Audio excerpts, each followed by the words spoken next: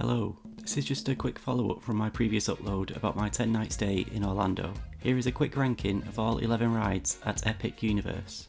You just made the list! I do think there are no out-and-out bad rides here, like at some of the other Universal parks, but I have to put one at 11, and it might not come as too big a surprise that my last place is Fire Drill. It could be fun shooting targets and getting a little splash, but if you sit on one side of the boat, the people on the other boats can shoot you. I got soaked by them.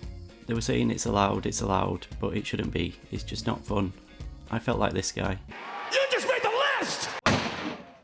At 10, I've put the Carousel. It's a fun family ride in the day, and at night it looks absolutely beautiful, but it's just not as innovative as some of the others coming up. You just made the list! At 9, I've gone for Yoshi Adventure. This is the other family ride here, and it does look fantastic. And all the Mario characters and game references throughout are fun. You also get some stunning views of the Nintendo world. It is at this place in the list though, it is definitely aimed at more young children. So if you're a bit older here with no kids, it's not worth queuing up to go on.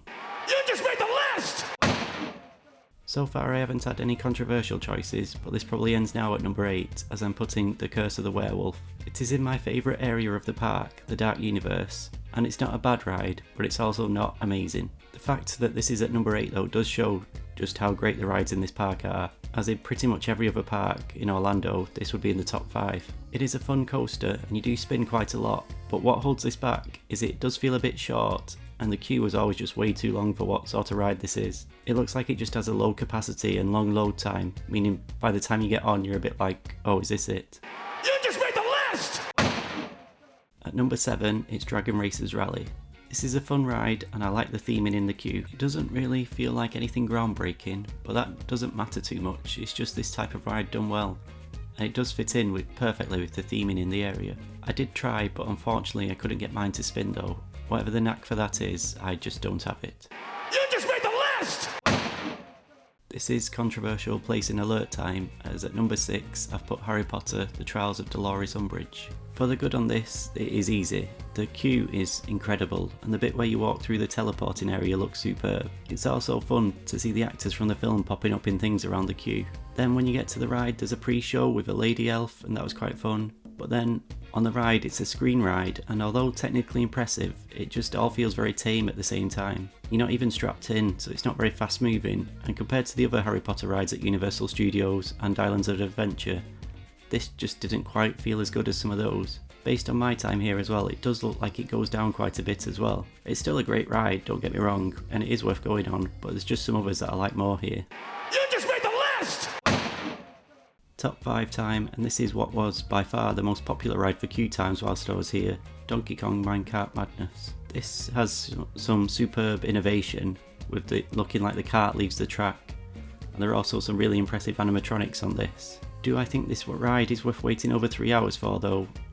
If I'm honest, no. It is good, but it's not even my favourite ride in the Nintendo area. I managed to get on this with barely any queue just before the park closed, but if I'd have spent hours in the day waiting for this, I would have been a tad disappointed. It's still a great ride though. You don't get too many new roller coasters that throw you about like this, and that's a shame because I did enjoy it. You just made the list!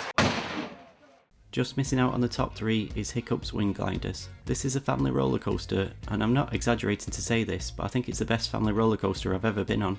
We went on this a few times, and in the queue one time before going on, we were stood talking to a lovely American family, and it was a couple and their 2 teen kids, and they were saying they'd been on this ride like double-digit times so far that week, and it's easy to see why. It's just well designed, balances the right amount of speed and fun that most people can still enjoy. You just made the list! Number 3 is Starlight Racers.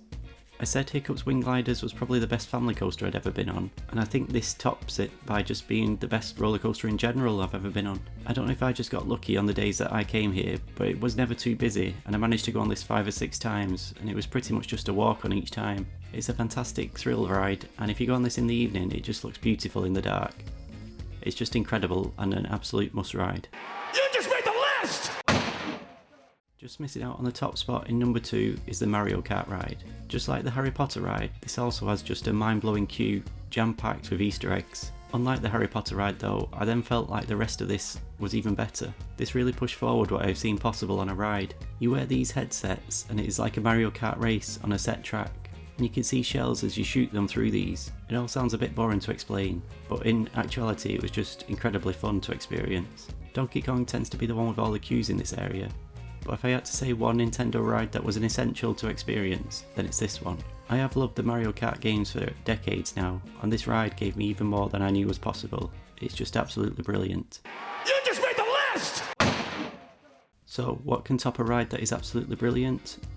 At number 1, it's a ride that's absolutely perfect. Topping the list is Monsters Unchained: The Frankenstein Experience, and this ride just does everything. It has a fun queue and a brilliant pre-show.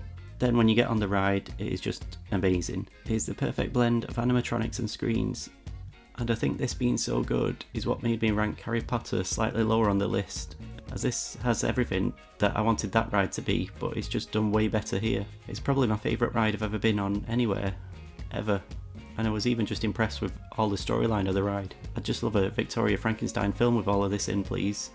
And to top it all off, this ride has incredibly fast loading and a big capacity, meaning the queue was usually 15 minutes or less. If you come to the park, I think pretty much every ride is worth riding, but if I had to say one ride's worth riding multiple times, it's this one. That's it then. Well done, Epic Universe.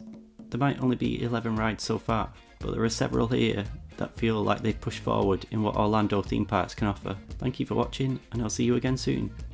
Cheers!